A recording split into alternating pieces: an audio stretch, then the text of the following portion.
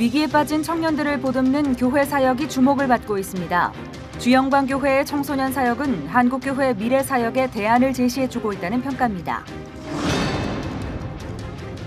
라오스가 중국 등 해외 원조와 합작 사업에 적극 참여하며 사회 변화를 만들고 있습니다.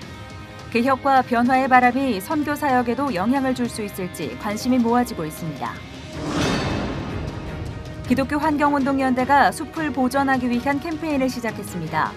환경 전문가들은 개발과 보존의 갈등, 기후변화의 역습에 대처하기 위한 신앙적 응답이 절실하다고 말합니다.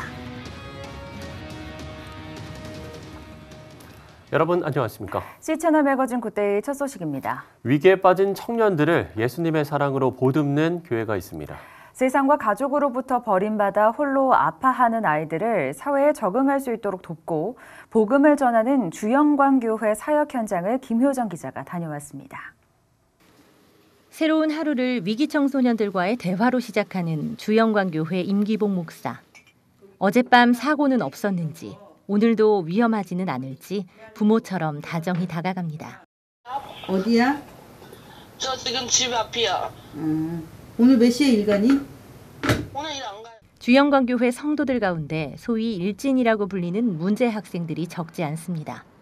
대부분 학교를 그만두거나 집을 나온 상태. 중단된 학업 문제 해결을 위해 일주일에 2번씩 검정고시 지원반이 운영됩니다. 영어와 수학, 국어 등을 가르치는 선생님들은 장로회 신학대학교 신학생 봉사자들입니다. 아이들이 학교 밖 아이들 생활로 하다 보니까 이제 고등학교 졸업장이 이제 없는 친구들이 많이 있기 때문에 이 아이들이 신앙적으로도 자립하고 또 사회적으로도 자립해서 건강한 신앙생활, 또 건강한 사회생활이 이루어지는 게 궁극적인 저의 하나님 주신 비전입니다. 네. 교회에 등록된 학생들만 100여 명. 미혼모를 위한 쉼터도 마련돼 있습니다. 교단이나 봉사단체의 도움이 없어 한 교회가 홀로 감당하는 데에는 재정적으로 어려움이 많을 수밖에 없습니다. 오직 주님만 의지하고 대부분의 일들이 해결되는 과정을 체험하면서 하나님께서 이 자녀들을 정말 사랑하신다는 것을 느낀다는 임 목사. 귀하죠. 하나님이 생명을 세상을 사랑하사 독생자를 보내셨으니 그 생명 안에서 저도 구원을 얻었기 때문에 귀해요. 이 아이들 한 명 한 명 속에는 다 예수님의 사랑이, 그 생명이 있어요. 그래서 너무 귀한 거예요.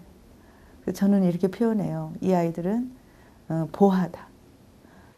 매달 마지막 주 수요일 젊은이를 위한 힐링 예배를 드리고 부모와 교사들을 위한 코칭 프로그램을 공유하는 위키코리아 세미나도 개최합니다. 지난 2015년 시작한 일진 캠프를 통해 성령을 체험하고 하나님께 돌아오는 청소년들도 늘어나고 있습니다.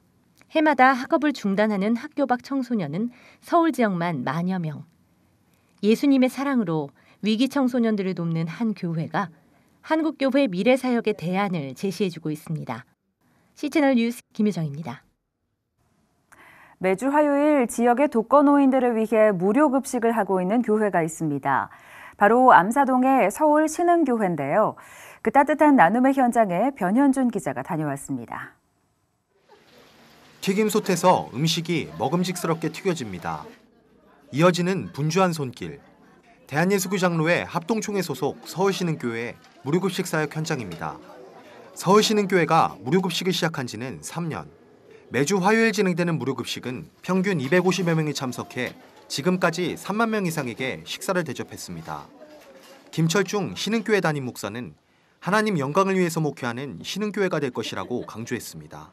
지역에 봉사하고 이런 일을 하기 위해서 이 지역의 어려운 이웃들, 노숙자들을 위해서 일주일에 한 번씩 한 300여 명 식사 제공을, 점심 식사 제공을 하는 일을 시작을 했고 앞으로 목회 마칠 때까지 아마 최선을 다해서 하나님의 영광을 위해서 살려고 그런 목회 철학을 가지고 목회하려고 가르치고 전파하고 봉사하는 주님의 교회가 되도록 힘쓰겠습니다.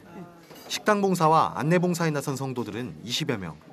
봉사자들은 고된 일정이지만 음식을 대접받는 어르신들을 생각하면 힘이 난다고 고백했습니다. 솔직히 힘들긴 하죠. 몸이 피곤하고 이럴 때는 힘들지만 그래도 이렇게 나와서 어르신들이 맛있게 드시고 가시는 거 보면 기쁘고 또 감사하고 그러죠. 그래서 또 힘을 얻어서 그 다음 주에도 다시 오고 합니다. 80세가 넘은 고령에도 식당 문 앞까지 나와 안내하는 봉사자도 있습니다. 처음부터 나와서 이제 봉사해주고 사랑해주고 그냥 들어올 때부터 나갈 때까지 다 그냥 악수해주고 이렇게 하니까 좀 이렇게 소외된 어른들인데 교회 오니까 굉장히 이제 참 대접을 받는 거라고 하니까 제가 생각에는 저분들이 굉장히 좋아하실 것 같아요. 예. 이날 식단은 따뜻한 소고기 묵국과 생선가스 그리고 어묵볶음. 소박한 반찬들이지만 음식을 대접받는 노인들은 전해지는 사랑에 연신 감사를 전합니다. 기분이야 좋죠. 가끔 오는데 깨끗하게, 아주 청결하게, 친절하게 잘해주잖아요. 그러니까 맛있게 항상 잘 먹고 너무 친절하게 잘해준다. 고마운 분들이죠. 그래서 여기서 밥을 먹으면 반찬 나오지 뭐 나오지 여간 좋다네요. 집에서는 청소하랴 영감 밥 차려주라 내 밥 들어갈 리가 없어. 그래서 여기만 온다는 날은 아주 내가 울랄라요. 좋아. 무료급식을 통해 전해지는 하나님의 사랑. 작은 나눔이지만 받는 이들에겐 큰 기쁨이었습니다. 시채널 뉴스 변은준입니다. 한국기독교총연합회가 한국교회 연합과의 통합을 앞두고 명칭과 정관 등에 대한 입장을 밝혔습니다. 지난 2일 한교연과의 통합을 위한 제31차 임시총회에서 전광훈 한기총 대표회장이 직접 통합 추진 경과를 보고했습니다. 전광훈 대표회장은 명칭은 한기총으로 정관은 한교연이 제의한 4가지 부분을 제외하고 한기총의 정관을 그대로 사용할 것 등의 내용이라고 덧붙였습니다. 대한예수교 장로회 합동총회는 교단 산하 교회 목회자들과 직원들을 대상으로 성폭력 예방교육을 진행했습니다. 이번 예방교육에서는 성폭력 문제를 담당해온 한국심리상담소와 서울지방경찰청 관계자들이 강사로 나서 목회자들의 언어 생활에 주의해야 할 점과 교회 안의 성폭력 근절을 위한 방법 등을 강의했습니다. 예장 합동총회는 성폭력 예방 교육을 전국적으로 진행할 예정이고 다음 달 전국 목사 장로 기도회 기간에는 호남 지역에서 교육할 예정입니다. 시각장애인도 미술 작품을 감상할 수 있는 베리어 프리 전시, 마음으로 보는 촉각 명화전이 열리고 있습니다. 실로암 시각장애인 복지관 주최로 올해 9번째로 개최되는 촉각 명화전에는 레오나르도 다빈치의 모나리자, 빈센트 반 고흐의 별이 빛나는 밤 등 촉각 명화로 새롭게 완성된 작품 모두 8점을 감상할 수 있습니다. 촉각 명화는 시각장애인이 그림을 이해하고 감상하기 쉽도록 원작을 재해석해 만든 작품으로 시각장애인들에게는 미술교재로 활용될 뿐 아니라 비장애인도 새로운 시각으로 미술작품을 관람할 수 있도록 돕는 새로운 창작품입니다. 지난 2일부터 열린 이번 전시회는 13일까지 서울교육청 마포 평생학습관 1층 마포갤러리에서 열립니다.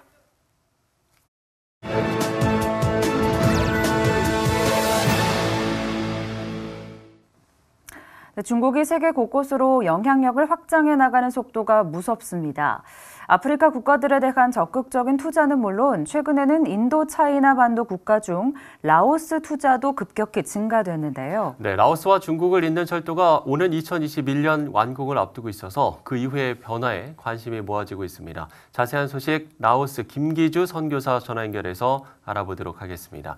선교사님, 2021년이면 얼마 남지 않았는데 철도가 완공되면 라오스에도 큰 변화가 생길 것 같습니다. 어떻습니까? 네, 라오스에서 사역하고 있는 김기주 선교사입니다. 중국은 윈난성 쿤밍을 출발해서 라오스 비엔티엔, 태국 방콕을 지나 말레이시아 싱가포르를 연결하는 1대1로, 즉 육상 실크로드 경제벨트와 21세기 해상 실크로드 계획의 일환으로 범아시아 철도 연결을 추진 중인데요. 중국과 라오스는 2013년 70억 달러를 투자해 중국과 라오스를 연결하는 427km 고속철도를 연결하기로 합의를 했습니다. 투자 문제로 협상의 난항을 겪다가 2014년 4월 라오스 통싱 탐마봉 총리가 중국을 방문하여 협상이 전격 타결되었습니다. 2015년 12월 3일 라오스도 비엔티엔에서 고속철도 사업 착공 첫 삽을 떴습니다. 자금은요, 중국 정부가 70%를 지원하고 나머지 30%는 라오스가 돈이 없기 때문에 중국 금융기관에서 대출을 받아 투자합니다. 이 같은 자금 조달은 개발도상국 라오스가 부채 늪에 빠질 수 있다는 우려가 있습니다만은 철도가 이어지면 인도차이나 반도 정중앙에 위치하고 있는 라오스가 중국, 캄보디아, 태국, 베트남을 잇는 물류 허브, 물류 거점 국가로서 지위를 다지는 데 큰 기여를 할 것이라 여겨집니다. 네, 사실 라오스는 국제 원조에도 상당히 폐쇄적인 입장을 유지해온 국가였는데 최근 들어 좀 적극적인 개방의 모습을 보여주고 있는 것 같습니다. 이 라오스 내에서 외국 자본 수용에 대한 의견은 어떤 편인가요? 고속철도가 완공 시 최대 시속 160km의 고속철이 오간다고 합니다. 버스로 이동 시 3일 동안 이동해야 했던 쿤밍과 비엔텐의 국경을 3시간 만에 주파하는 셈입니다. 그러나 중국이 지어지는 철도가 자칫 잘못하면 중국의 위성국가로 전락할 수 있다는 비판론도 만만치 않습니다. 물론 이 철도 사업이 거대 규모인 중국과 동남아 국가 간의 교역을 더욱 촉진할 것으로 전망되기는 하지만 인터내셔널 헤럴드 트리븐 보도에 의하면 이 철도망 연결로 창출되는 부의 대부분을 중국이 차지할 것이라고 지적을 합니다. 네, 라오스는 교회 활동이나 선교 사역에서도 매우 엄격한 통제를 실시하고 있는 나라인데 이런 개방과 변화의 바람이 선교 사역에도 영향을 좀 주게 될까요? 어떻습니까? 네, 사통팔달 철도망이 연결되면 두 나라뿐만 아니라 인접국에서도 자유롭게 오가는 사람들이 많아질 겁니다. 선교사들에게도 두 나라에게 복음을 전할 수 있는 좋은 기회가 될 것입니다. 바라기는 공사가 잘 마무리되어 인도차이나 반도 정중앙에 위치하고 있는 라오스가 중국, 캄보디아, 태국, 베트남을 잇는 물류 허브, 물류 거점 국가로서 주의를 권고히 하고 정치, 경제, 사회, 문화에도 진보가 있도록 기도를 부탁드립니다. 아울러 복음의 수용성도 더 넓어질 수 있도록 기도해 주시기 바랍니다. 네, 라오스의 변화가 인도차이나 반도 선교 사역의 새로운 구심점이 될 수 있길 저희도 함께 기도하겠습니다. 선교사님 말씀 감사합니다. 네, 라오스 김기주 선교사와 이야기 나눠봤습니다. 자, 라오스처럼 사회주의 국가 체제를 유지해온 베트남은 라오스보다 한 발 먼저 개방의 길로 들어섰습니다. 그 변화의 속도가 대단한데요. 네, 지금도 그 변화가 진행 중입니다. 교회도 그 변화의 흐름을 이어가고 있는데요. 베트남에서 전해온 소식입니다. Vietnam is now one of the largest export economies in the world, and the United States is one of its top partners. Real estate is also booming, and modernization is everywhere. The last time that I was in the city of Ho Chi Minh was 8 years ago, and back then there was barely a car on the road. People were on motorbikes and bicycles. But today we see the streets are congested with cars. There are many buildings and a lot of construction going on, all showing the rapid growth among the cities in Vietnam. Church leader Pastor Daniel Pham said the gathering was very successful as it displayed unity among the different churches. It was also a testament of the growing number of Vietnamese who are more open to the gospel. The community, they see that when people came to Christ, their lives changing. And another thing that the church become more involved with the community. And Christian businesses are now more involved in the church, like this coffee shop, Cafe Fresco, that is owned by a successful Christian Vietnamese businessman. Its manager, George Pho, shares how the business grew after the owner dedicated it to the work of God. The business started with 5 coffee carts selling coffee by the roadside. When it became famous, the owner decided to build a coffee shop so more people can enjoy our coffee. But he also made a commitment to give all the net profit of the business for the advancement of God's kingdom. We opened another branch, and God continues to bless not only the business, but our lives as well. Dr. Duc Nguyen dedicated his life to promoting unity among churches around the world.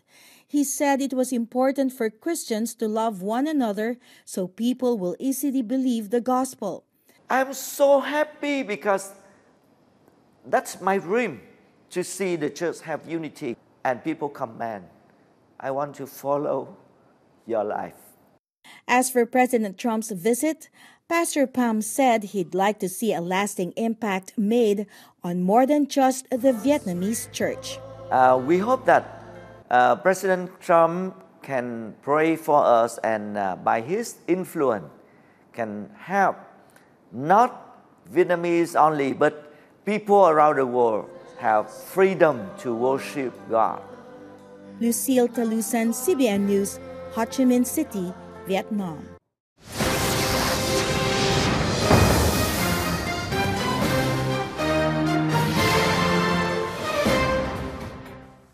네, 기독교 환경운동연대가 숲을 보존하기 위한 기도 요청과 캠페인을 시작했습니다. 네, 사순절 기간 동안 자연환경 보존과 환경의 의미를 다시 한번 생각해보는 시간이 될 텐데요. 기독교 환경운동연대 상임대표 양재석 목사 스튜디오에 모셨습니다. 목사님 안녕하십니까? 네, 안녕하세요. 네. 자, 이 식목일을 앞두고 다양한 행사들이 진행되고 있습니다. 기화년에서도 좀 특별한 캠페인을 준비 중이시라고요? 네.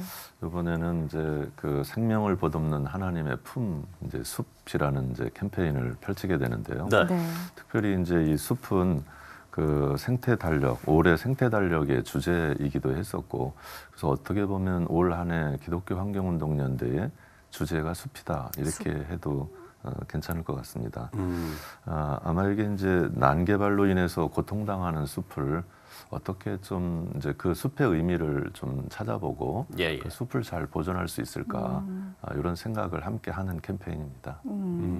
예, 특별히 사순절 기간에 이런 캠페인을 시작하게 된 좀 그런 의미도 있을 것 같거든요. 사순절은 이제 그리스도의 순환을 생각하면서 이 시대에 이제 아픈 곳, 또 힘들게 고통받는 곳 이런 쪽에 관심을 갖고 그 아픔에 동참하는 것이라면 우리 환경 쪽에서는 지금 이제 가장 아파하는 곳이 어딜까 이렇게 이제 생각을 해봤고요.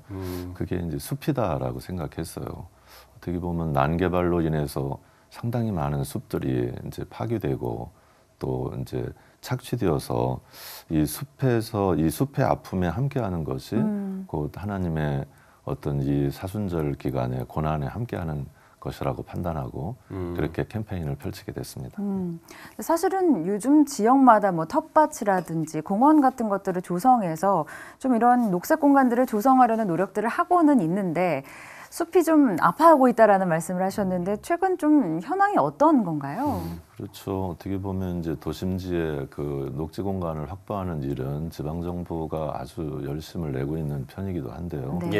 또 반면에 이제 이런 대량 그 개발 사업에 의해서 숲이 이제 지나치게 많이 훼손되어지고 파괴되어지는 것 또한 사실이에요. 지금 이제 그 골프장 증설 문제로 몸살을 앓고 있는 이 고양시의 그 산왕산 문제가 그런데요. 고양시는 지난 28일 날 아마 지방정부로서는 처음으로 나무 권리 선언이라는 거를 이렇게 발표했어요. 근데 그거 일부를 소개해 보면 나무는 한 생명으로서 존엄성을 갖습니다. 나무는 숲은 나무가 모여 만든 가장 고귀한 공동체이며 생명의 모태입니다. 그리고 나무는 오랫동안 살아온 곳에 머무를 거주권을 가지고 있습니다. 뭐 이렇게 이제 그 발표를 했는데 실상 그 고양시 산왕산 어떻게 보면 그 지역 주민들에게는 유일하게 남아있는 녹지 공간인데 이것을 골프장을 확대한다고 그 숲을 지금 없애겠다고 하는 것이거든요. 그래서 지역 주민들 그리고 그 주변에 있는 여러 교회들이 나서서 이 숲은 단순히 몇 사람의 놀이터로 활용하는 것은 안 된다. 그 숲에 들어가 있는 생명체들이 있고 당연히 그 지역 주민들의 것이기도 하다라고 이제 반대 운동을 펼치고 있는데요. 사실 이런 곳이 한두 곳이 아닌 것으로 알려졌어요. 실제 지금 제주에 이제 제2공항이 지금 건설 계획 추진을 하고 있는데 거기에도 지금 오름 10개가 지금 이제 그 직간접적으로 훼손되고 있는 것으로 밝혀지고 있고 또 정부가 양수발전소 7개를 건설할 예정이어서 그 7개를 건설했을 시에 상당히 많은 숲이 훼손되는 것으로 보고 있고 그리고 여기저기서 일어나고 있는 사실상 골프장 확대 건설도 상당히 많은 숲을 훼손하고 있어요. 실제 이제 이게 숲을 훼손하는 거는 이제 도로 건설이나 주택 단지 그리고 산업 단지 조성을 위해서 이제 많이 감소되고 있는데 뭐 우리나라는 전체 면적의 한 63%가 사실상은 숲이라고 하는데 선진국에 준하면 그 숲의 밀집도나 그 숲의 효용성이라고 그럴까요? 그게 지금 절반 수준밖에 안 되는 것으로 이렇게 파악되고 있어서 숲을 잘 보존해야 될 나라로 이렇게 생각이 되어집니다. 네, 사실 우리에게 숲이 주는 이로움은 상당히 많지 않습니까? 그렇죠. 뭐 최근에도 어떤 자료를 보니까 이게 나무가 미세먼지를 흡수하는 양이 마스크를 쓰거나 공기청정기를 사용하는 것보다 더 효과적이다라는 이야기가 있더라고요. 뭐 최근 우리나라 같은 경우는 뭐 미세먼지 또 초미세먼지 때문에 정말 이 몸살을 앓고 있는데 이런 부분에서도 좀 의미가 있을 것 같거든요. 사실은 이 미세먼지는 이제 폐로 들어가서 이제 사실 우리 몸을 이제 질병을 유발하는 건데 초미세먼지는 폐를 들어가서뿐 아니라 혈관을 타고 들어가서 각종 이제 병을 유발하는 거로 나와 있어요. 그러니까 사실은 마스크를 쓴다고 해서 미세먼지를 걸을 수 있냐? 그건 사실은 그렇지 않아요. 그래서 사실 미세먼지 원인을 줄이는 게 굉장히 중요한 이제 일인데 그런 차원에서 숲은 굉장히 중요한 작동을 하죠.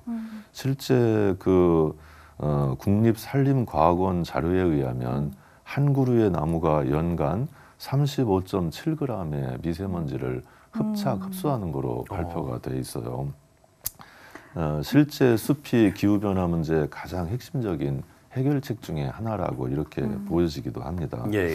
실제 이게 숲은 이제 단순히 그 이제 미세먼지뿐 아니라 지금 가장 중요하게 여기는 기후 변화, 이게 결국 기후 붕괴까지 가져와서 우리 당대의 지구의 종말이 올 수도 있다라는 이제 미래학자들, 과학자들의 발표들도 있는데 그런 차원에서 보면 이 기후 변화를 해결할 수 있는 그런 것도 이게 숲이 이제 가지고 있습니다. 실제 작년에 IPCC 총회에서 승인된 1.5도 특별보고서, 이 특별보고서는 2030년까지 지금의 이제 이산화탄소를 50% 감축하는 거고 50년까지는 이제 제로로 만들어내는 거거든요. 근데 이거를 이제 이산화탄소를 해결할 수 있는 여러 방안들이 있지만 그 방안들 중에 어떻게 이제 정책을 만들지 그런 부분에 있어서 이 숲이 상당히 중요한 작동을 이제 하고 있을 거라고 생각이 되어집니다. 그런 차원에서 하여튼 흡수, 흡착 이런 숲이 아주 잘 하고 있으니까 미세먼지, 기후 변화 이런 차원에서도 숲을 잘 보존해야 될 가치라고 얘기했습니다. 네, 그렇겠네요.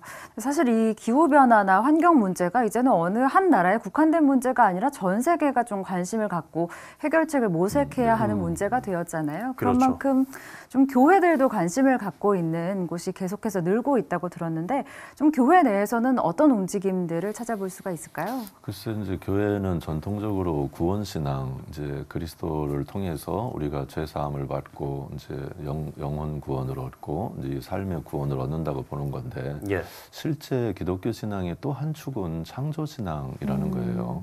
이 세상이 하나님의 그 선한 신성한 능력에 의해서 창조되어졌고 모든 만물 안에는 하나님의 보이지 않는 신성이 있다라고 보는 거거든요. 그러니까 어떤 생명체도 소중하지 않은 생명체가 없어요.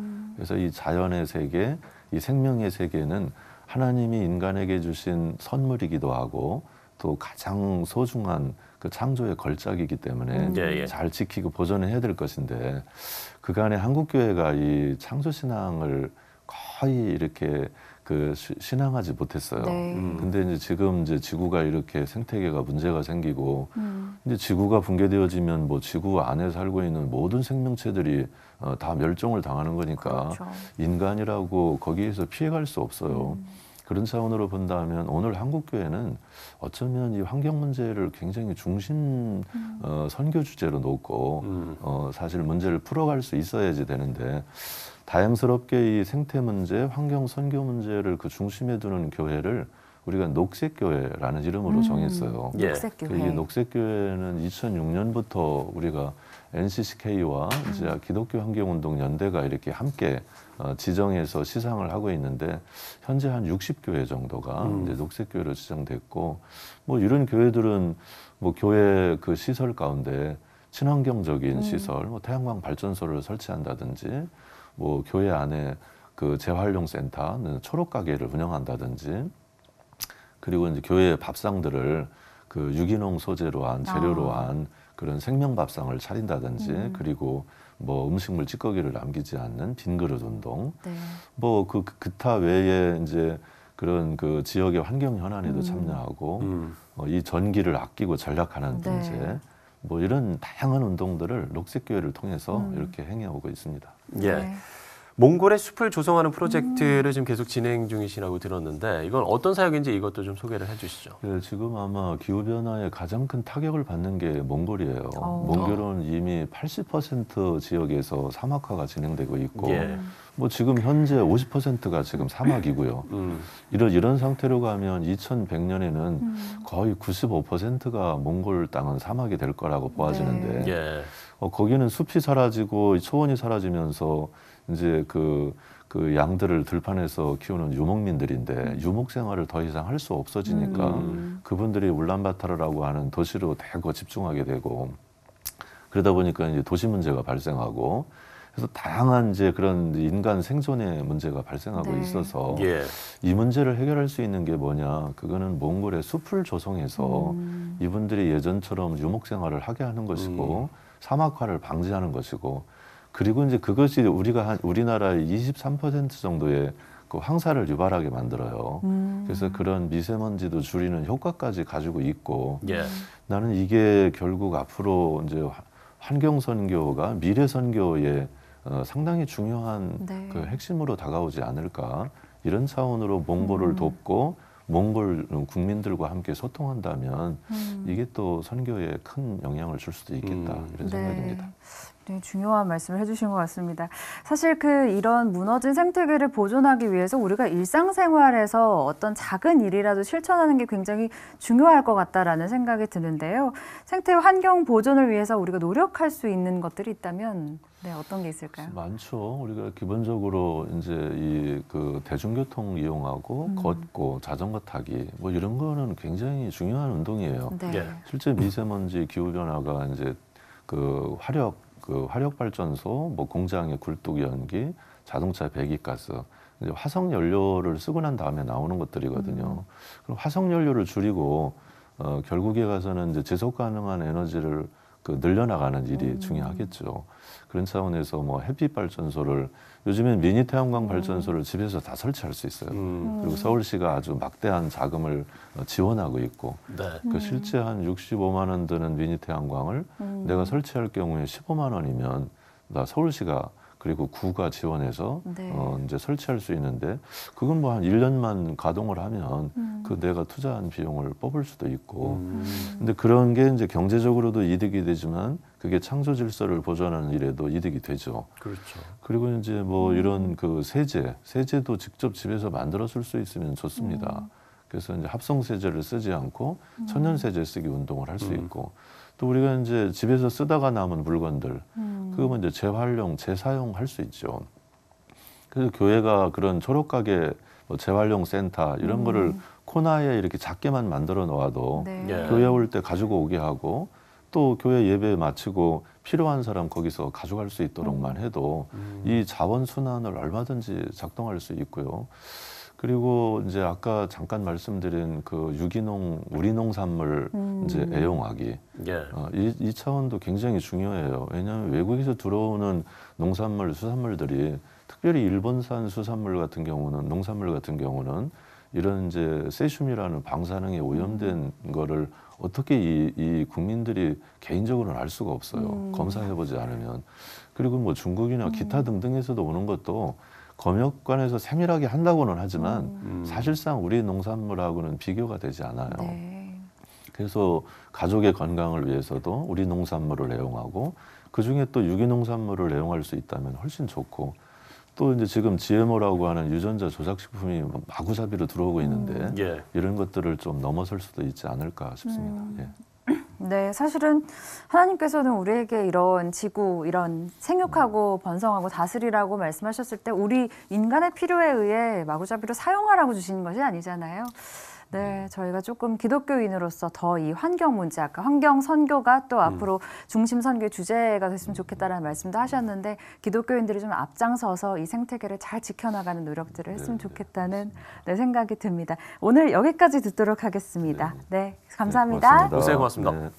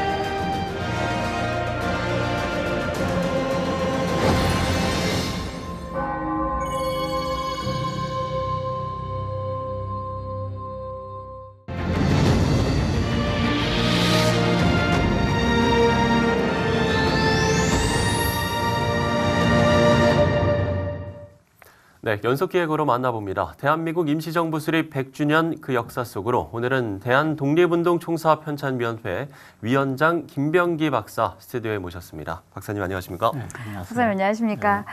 자, 이번에 대한민국 임시정부사를 발간하셨다고 들었습니다. 지난달에 나왔다고요? 네, 3월 달에 나왔습니다. 네, 좀 소개를 해주시죠. 예, 임시정부사가 이제 전문적인 학술 서적은 몇 권이 나온 게 있는데 대중서로서는 아마 처음 나온 것이고 이게 대중서 중에서도 이제 임시정부 수립 배경에서부터 해서 끝날 때까지 끝나는 걸 보통 우리는 45년까지 보는데 48년 해방 후까지 임시정부가 연장된 걸로 해서 쭉 일관되게 일이 관지하는 대중서로 이제 냈던 거죠. 예. 그러면 48년까지의 이제 역사를 기록한 예, 건가요? 48년 정확히는 8월 14일까지죠. 8월 15일 날 우리가 대한민국 정부가 수립되었으니까. 어떤 사건들을 좀 중심으로 기술이 되어 있는 건가요? 임시정부 뭐 전반적인 흐름을 되돌이면 다 집어넣습니다. 그래서 보통 이제 학술 서적들을 나온 건 이제 자기 전공 분야 중심으로 이렇게 나오는데 처음에서부터 끝까지 되돌이면 가능하면 다 집어넣은 그런 이제 통사 형식의 이제 임시정부사라고 할 수 있죠. 통사 형식이라는 게 그 부분도 좀 설명을 해주시면 좋을 것 같아요. 통사라는 것은 이제 각 개별 분야별 적이 아니고 예컨대 임시정부 중에서도 뭐 임시의정 오늘날 국회 같은 임시의정원만 연구 한 분은 그것만 내고 또 광복군 한 분들은 광복군만 내고 이렇게 했는데 임시정부에서 일어났던 전체적인 임시정부 조직이라든가 이런 것까지 전부 다 일괄했다는 얘기죠. 그렇군요. 그 보니까 우리 박사님 증조부께서도 독립운동가셨다고 들었습니다. 네, 좀 책 발간을 결정하시게 된 이유에도 좀 영향을 미치지 않았을까라는 생각도 드는데. 아무래도 그렇게 됐죠. 공부한 자체가 아무래도 어렸을 때부터 옆에서 많이 봐왔고 또 저희 집에 독립운동 하신 분들이 많이 들으셨기 때문에 이제 제가 그 얘기도 많이 듣고 해서 그런 것들이 이제 제가 독립운동사를 공부하게 된 원인도 됐고 그래서 이번에 책 쓰는 것도 아마 그런 연장선에서 이제 쓴 걸로 생각됩니다. 예. 그렇다면 우리가 이제 여기에서 다시 한번 좀 임시정부의 의미와 위상을 어떻게 평가할 수 있을지 이 부분도 좀 이야기를 나눠봐야 될 것 같아요. 예, 우리가 이제 흔히 임시정부 이렇게 얘기하는데 사실은 정통적인 이름은 대한민국 임시정부죠. 이게 왜냐하면 대한민국이라는 얘기는 초대 제1회 임시의정원에서 오늘날 국회죠. 거기서 정식 이름으로 대한민국이라는 국호를 선정을 합니다. 그래서 대한민국 임시정부가 이제 되는 것이죠. 그래서 대한민국 임시정부라는 것은 우리가 보면은 해외에서 우리가 27년 동안 있었지 않습니까? 그리고 제가 말씀하신 대로 해방 후에도 3년 동안 우리가 흔히 3년 동안 미군정식이 이렇게 이제 역사에서는 또 얘기하는데 해방 후에까지 이제 임시정부가 계속해서 활동을 한 그런 모습을 이제 좀 제가 조명을 했습니다.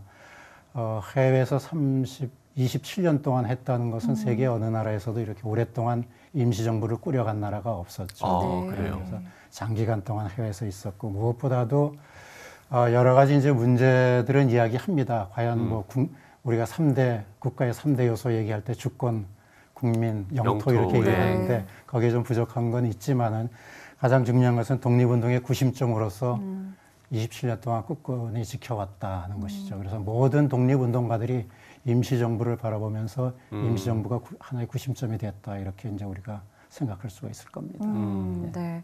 사실 임시정부사가 이렇게 발간된 것이 참 의미가 있는 일이다라는 생각이 드는데 사실 최근 계속해서 독립운동사에 대한 연구가 좀 적었다라는 반성이 계속해서 있었습니다. 이 독립운동사 연구가 좀 그동안 미미했던 이유는 어디에 있을까요? 네, 소홀히 됐던 이유가 대체적으로 이제 나라를 찾게 되면 두 가지를 해야 된다고 그랬습니다. 하나는 논공행상, 뭐냐면 잘한 사람은 상을 주고 못한 사람은 징벌을 해야 되는 것이 어느 나라든지 국가가 수립되면 반드시 있어야 되는 것이고 또 하나가 그동안 나라를 찾기 위해서 애썼던 독립운동사가 있어야 되는 것이죠. 그런데 우리나라는 불행하게도 알다시피 해방 후에 이런 것들이 제대로 되지 않았습니다. 그래서 뭐 지금까지도 우리가 해방 후에 친일 청산이 안 됐다는 이제 최근에 일어났던 뭐 그 반민특위 문제 같은 경우에도 그게 결국 해결이 되지 않았지 않습니까? 그런 연장성에서 이제 우리나라에서 독립운동사가 제대로 가르쳐지질 않았습니다. 연구도 제대로 안 됐고요. 대학에서 독립운동사가 연구가 되기 시작한 게 1980년대부터입니다. 그러니까 상당히 오랫동안 독립운동사에 대해서 연구가 이루어지지 않았네요. 그렇죠. 예, 그렇습니다. 예. 그렇기 때문에 우리가 사실 일본과의 관계가 결국엔 좀 상당히 중요할 것 같다는 생각이 드는데 일본과의 관계를 바라보는 올바른 역사관 우리가 좀 어떻게 생각을 해야 될까요? 그래서 일본과의 관계 상당히 중요하죠. 그래서 사실은 독립운동사 쪽으로 보면은 일본이 이제 상대적인 국가가 이제 되는데 그래서 우리 일본도 그렇고 우리도 마찬가지지만 과거사의 반성이 필요합니다. 특히 일본에서 과거사의 반성이 필요한데 이것은 우리나라에서 친일 인사들이 자기의 과거를 반성하는 것하고 같은 맥락으로 우리가 볼 수가 있을 거예요. 그래서 일본에서 그 과거사를 한다고 하면은 가장 중요한 게 진정성 있는 사과. 여기서부터 이제 출발해야 되는 것이죠. 왜냐하면 가해자가 하고 피해자가 있는데 가해자가 진정으로 사과를 해야지 피해자가 그것을 받아들이고 하는 거지 피해자가 먼저 사과할 수는 없는 거 아닙니까? 예, 그렇죠. 그런 맥락에서 우리가 일본의 진정한 사과가 필요하고 또 하나 양국이 다 중요한 것이 이런 그 역사 교육을 정확히 좀 해야 되겠다. 일본에서도 이런 독립운동사, 그러니까 일본의 일제 시기에 그런 역사에 대해서 정확하게 학교에서 가르치질 않고 있죠.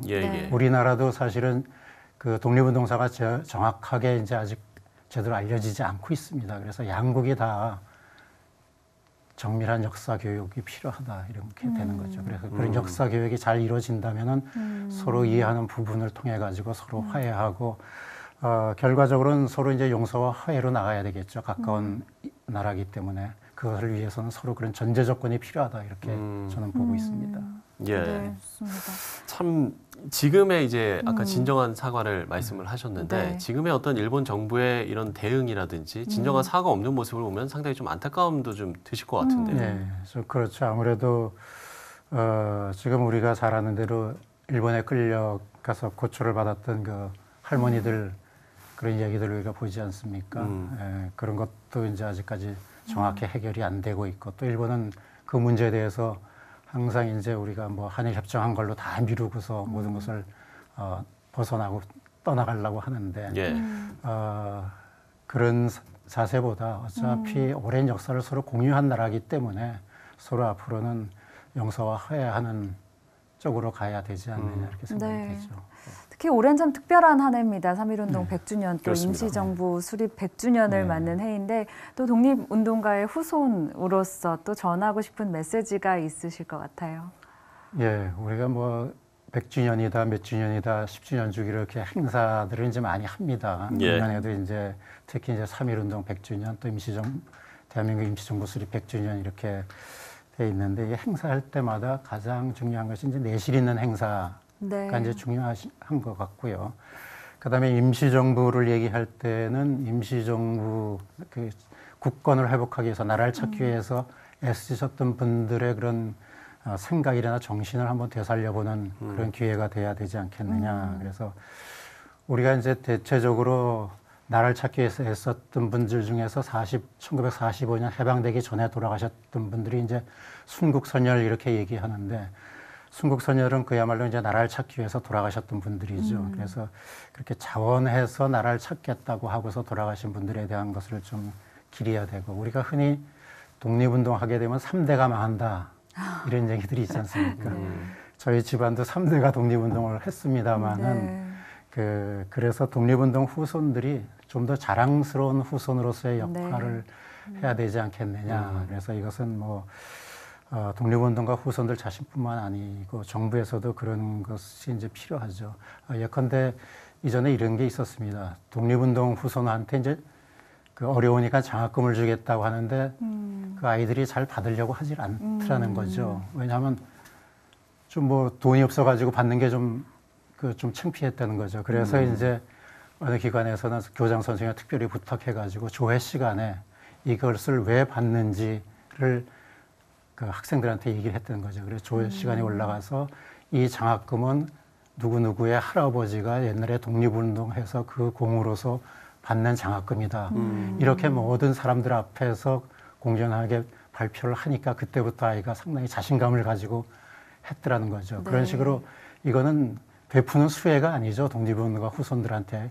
정부에서 하는 것도 마찬가지입니다. 정부에서 독립운동가나 독립운동가 후손한테 베푸는 것은 시혜가 아니고 그분들이 당연히 받아야 될 그런 것이라고 생각하면서 그래서 그런 차원에서 정부에서도 유념을 해야 될 것이고, 또 이런 100주년이나 이런 기념 때마다 또 우리가 좀 해야 되는 것이 단순히 어떤 정권 차원에서만 이런 것이 할 것이 아니고 좀 장기적인 프로젝트로서 좀 연속성 있게 연속성 있게 기념 사업이 이제 진행되어야 되겠다 이렇게 생각이 됩니다. 예, 알겠습니다. 자, 저희가 바른 역사관이 필요한 이유가 역사적 사실을 후대에 바르게 전해야 하는 책임 때문일 텐데 이렇게 기억하고 기록하는 일 우리 모두의 책임으로 느껴야 할 것 같습니다. 대한독립운동 총사편찬위원회 위원장 김병기 박사와 이야기 나눠봤습니다. 박사님 오늘 말씀 고맙습니다. 네. 감사합니다. 고맙습니다.